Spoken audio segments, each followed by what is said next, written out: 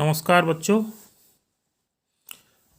आज आपके लिए गुणनखंड से संबंधित एक नया वीडियो बनाया है और पहले दो वीडियो हम पहले बना चुके हैं जिनमें कि हमने छोटी छोटी संख्याओं के गुणनखंड आपको समझाए थे। तो चलिए अब देखिए थोड़ा सा और बड़ी संख्याओं के गुणनखंड आपको बताते हैं और बढ़िया तरीके से समझ में आएंगे। तो चलिए मान लीजिए जैसे हमारे पास एक संख्या है, चलिए 200 का बताते हैं आपको कैसे करेंगे बेटा गुणनखंड। तो सबसे पहले इसे 2 से डिवाइड करेंगे, 2 का भाग लगाएंगे इसमें। तो देखिए 2 एकम 2, ये 100 बार विभाजित हो गया। फिर 2 का भाग लगाएंगे 50, फिर 2 का इसमें भाग लगाएंगे 25। अब देखिए इसमें 5 का भाग जाएगा 5 और फिर 5 का एक और बार। तो इस प्रकार हमें 200 के गुणनखंड प्राप्त होते हैं बच्चों। देखिए 2 कितनी बार है, 3 बार,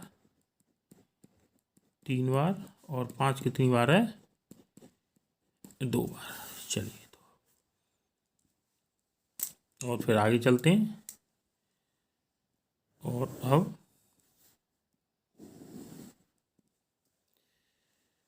चलिए अब मान लिया एक संख्या लेते हैं हम 500 और इसके फिर से गुणनखंड बनाएंगे। तो देखो 2 से इसे विभाजित करेंगे, 2 दूनी 4, 2 पंजे 10, 250।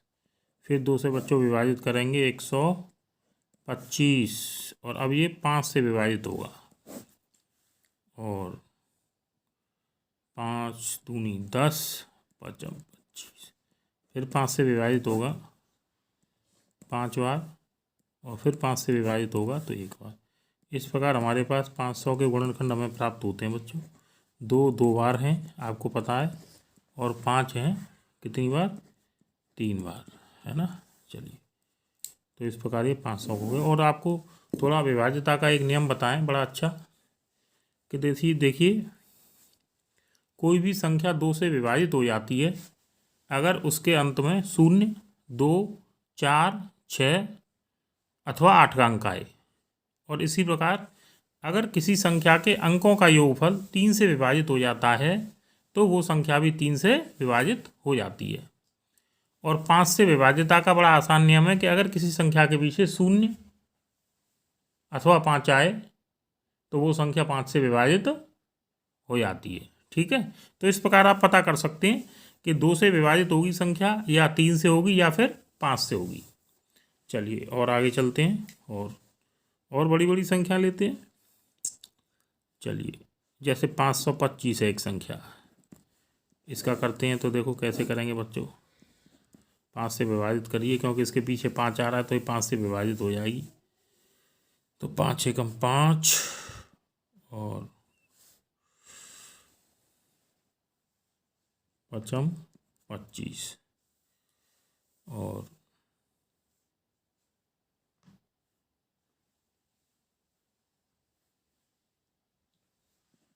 5 से 2 इसमें। तो देखिए 5 से 105 को विभाजित करेंगे तो ये 21 बार विभाजित हो जाएगा। अब फिर देखिए इसको, अब ये 3 से विभाजित करते हैं इसको तो 7 बार विभाजित होगा। फिर 7 से करते हैं तो ये 1 बार। तो इस प्रकार 525 के गुणनखंड हमें प्राप्त होते हैं बच्चों। 5 गुणित 5 गुणित 3 गुणित 7। चलिए और आगे देखिए। चलिए बच्चों, चलिए और इसी प्रकार करते हैं 625 का करके देखते हैं। देखिए कितने गुणनखंड प्राप्त होते हैं हमें। तो इसे पहले 5 से विभाजित करेंगे, 5 एकम 5, 5 दूनी 10 और ये 5 25। फिर 5 से विभाजित करेंगे इसको, 5 दूनी 10 और ये 5 बार 25 बार गया ये।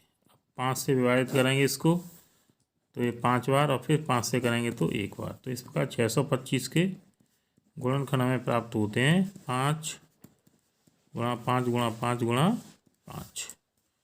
चलिए बच्चों और आगे चलते हैं। तो देखिए और संख्याएं लेते हैं इसी प्रकार। चलिए एक और संख्या लेते हैं। चलिए 1000 का करके देखते हैं।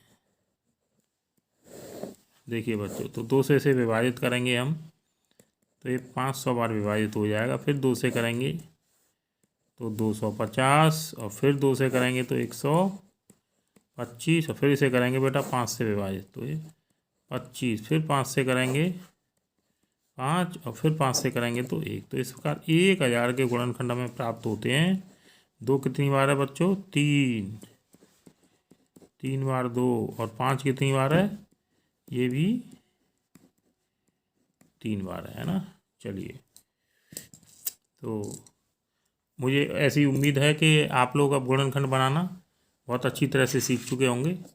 और फिर भी अगर आपको कोई समस्या है तो आप उसे हमें कमेंट बॉक्स में ज़रूर बताएं। मैं उस प्रश्न को आपको उसके गुणनखंड करके ज़रूर बताऊंगा। चलिए बच्चों, तो बहुत बहुत धन्यवाद। और अगली जो हमारी वीडियो आएंगी वो लसा और मासा की वीडियो हम बनाएंगे, उन्हें आप ज़रूर देखिएगा और वो भी आपकी समझ में ज़रूर आ जाएंगे। चलिए।